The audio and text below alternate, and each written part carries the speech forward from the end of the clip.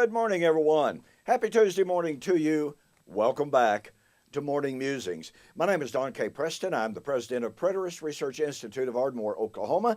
I appreciate so very, very much that you have joined me for this morning. You know, a whole bunch of you tell me that you start your day off with coffee. Well, guess what? Me too. Although I have cut back drastically on my coffee. I really have. And then every morning when I've had my 2 cups, and it's a mixture of decaf and calf.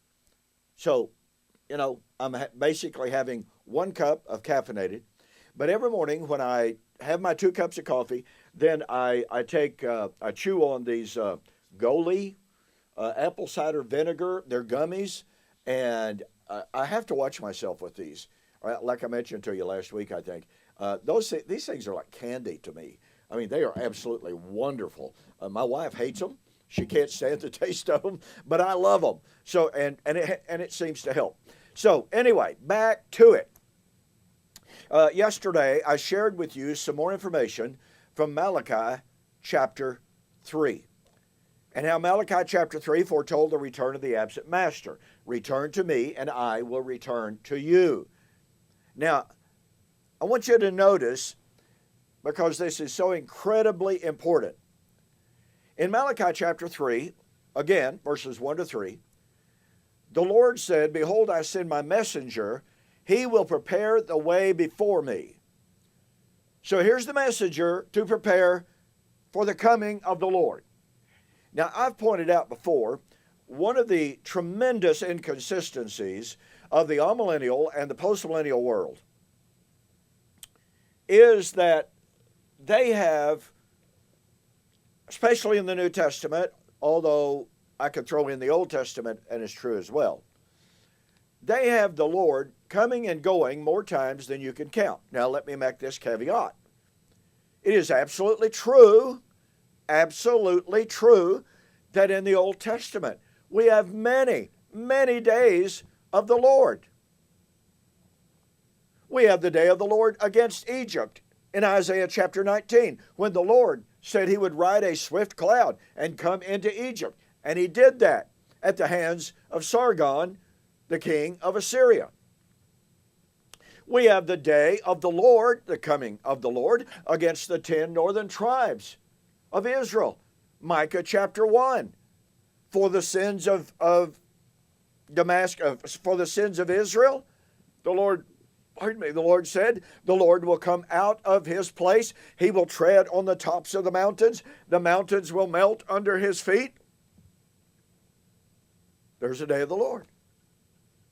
The day of the Lord against Jerusalem in 586 BC. Zephaniah chapter 1. Behold, the day of the Lord is near. It is very near. Ezekiel chapter 7. Same prediction of the same day of the Lord. Behold, the day of the Lord is near. It is very, very near, and it is coming soon. Day of the Lord in 586 BC. Ezekiel 25, Jeremiah 25. It's the day of the Lord at the hands of Nebuchadnezzar against 25 different nations. Day of the Lord of the book of Obadiah. The day of the Lord is near, even near on all the nations. A prediction of the destruction of those 25 nations mentioned in Jeremiah 25 and Ezekiel 25 at the hands of the Babylonians. And it's the day of the Lord against Edom, included in that list of 25 nations, that was fulfilled in 583 BC at the hands of Nebuchadnezzar. So yeah, that's true. But in the New Testament, we find no such repetition of all those many different comings. But here's the point I want to make. In all of those days of the Lord, of the Old Testament, it doesn't matter if it's Micah chapter 1 against the 10 tribes, or against Nahum chapter 1 against the city of Nineveh. Doesn't matter if it's Ezekiel chapter 30 and another invasion of Egypt, this time under Nebuchadnezzar. Doesn't matter. It's all the same identical kind, the same identical nature of the day of the Lord. It is never a reference to an earth-burning, time-ending event. Never. Folks, this at least ought to, raise a red flag when all of a sudden we come to the New Testament and Jesus said he was going to come in the glory of the Father like the Father had come. He was going to judge as he has seen the Father judge, John 5:21 and following. And all of a sudden we think that's got to demand that Jesus is going to come out of heaven as a 5'5" Jewish man in a physical body at the end of time. No. Well, anyway, I've got to hurry here.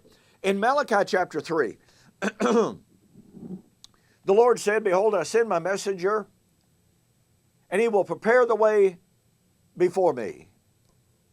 And the Lord whom you seek will suddenly come to his temple." Now, let me point out again, because repetition is the way we learn. The word come there is from the Hebrew word bow, and it's a judgment coming. Has no reference to Jesus' incarnation. The Lord whom you seek will suddenly come to his temple. And watch this. Who can stand before him? Who can endure the day of his coming? Now, doesn't this language itself tell us he's not talking about the coming of the Lord that is described in Isaiah 42:1 and following? "A bruised reed shall he not break, a smoking flax shall he not quench, he shall not raise his voice, he shall not cause his voice to be heard in the street." In other words, not going to go around, being a boisterous guy. No, this is the meek, gentle, and mild coming in Isaiah 42. In Isaiah 53, the suffering servant. This is not the coming of the Lord in Malachi chapter 3. And by the way, we know this because of this terminology, "who shall stand before him when he comes." Now, there are many, many passages in the Old Testament that use this identical language. I'm going to share some of them this morning with you because we have to understand the language that is being used. The book of Nahum, in my Bible, it's page 820. Sorry, couldn't help. Nahum was written to predict the imminent coming of judgment on the city of Nineveh, the capital of the Assyrians. The Assyrians had taken the 10 northern tribes into captivity. And the Lord is going to punish them for that because they had filled the measure of their own sin. I mean, just like God had said, okay, I'm going to use the Assyrians for my purposes. I'm going to use them to bring wrath on the 10 tribes, but guess what? Their time is coming. Well, guess what? Their time came at the hands of the Babylonians. So in Malachi, in Nahum, what do we find? I'm just going to read several verses here, and I may need to come back to this because I don't know that I've got enough time to cover as many verses as I want to. So I may have to pick up on it in the morning because I've got a very specific goal in mind to look at this language, who can stand before him. So, Nahum chapter 1, well, God is jealous and the Lord avenges. The Lord avenges and is furious. The Lord will take vengeance on his adversaries. He reserves wrath for his enemies. The Lord is slow to anger, great in power. He will not at all acquit the guilty. The Lord has his way in the whirlwind and in the storm. And the clouds are the dust of his feet. He rebukes the sea and he makes it dry. He dries up the rivers. Bashan and Carmel wither, and the flower of Lebanon wilts. The mountains quake before him. The hills melt. The earth heaves at his presence. Yes, the world and all who dwell in it. Kind of sounds like the destruction of creation, doesn't it? And by the way, it says the earth heaves at his presence. This is in the Septuagint, this is the Greek word prosopon. And it means face or presence. It literally means nose. But that you get the idea. So here is the coming of the Lord. The coming of the presence of the Lord. You can't hardly have the presence of the Lord without the Lord, can you? Who can stand before his indignation? Who can endure the fierceness of his anger? His fury is poured out like fire, and the rocks are thrown down by him. So here's the judgment of Nineveh at the day of the Lord, at the coming of his presence, and it says, or it questions, who can stand before his indignation? Who can endure the fierceness of his anger? Now, ladies and gentlemen, again, keep in mind, this is against Nineveh. Nineveh was destroyed by the Babylonians in somewhere around 612 BC. So in this prediction of this day of the Lord, this day of the Lord in which the Lord would incorporate or use the Babylonians as his sword, and yeah, that's exactly what he did. In Ezekiel 29 and Ezekiel 30, the Lord said, I have put my sword in the hands of Nebuchadnezzar, the king of Babylon.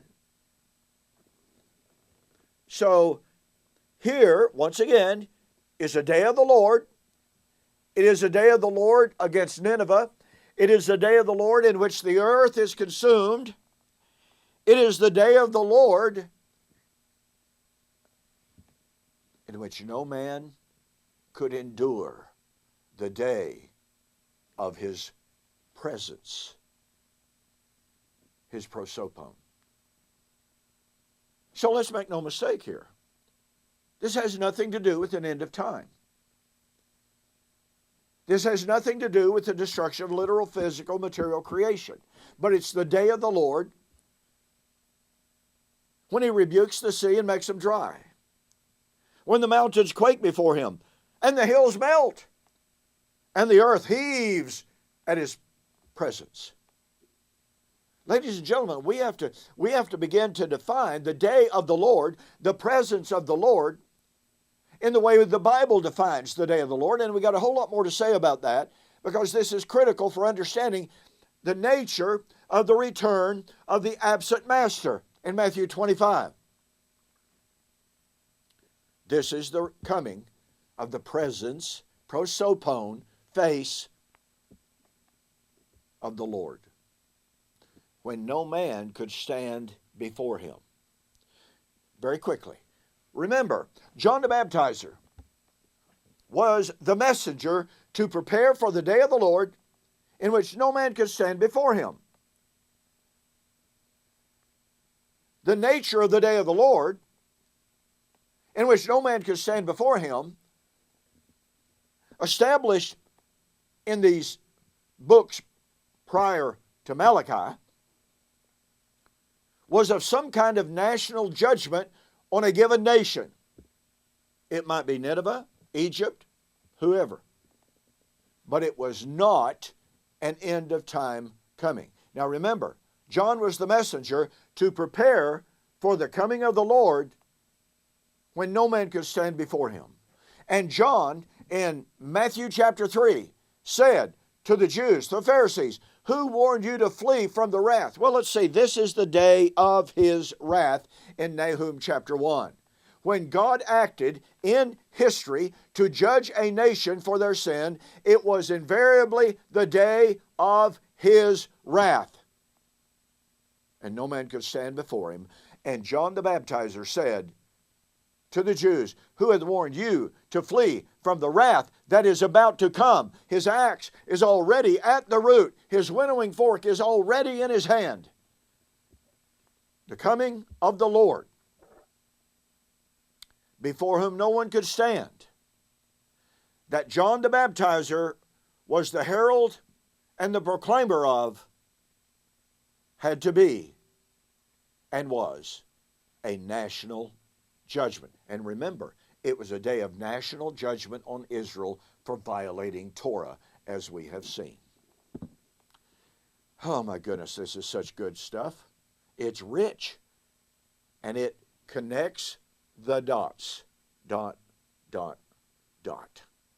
Beautifully, harmoniously, and irrefutably, proving that the Olivet Discourse is not divided. Out of time. I'll see you on the flip side.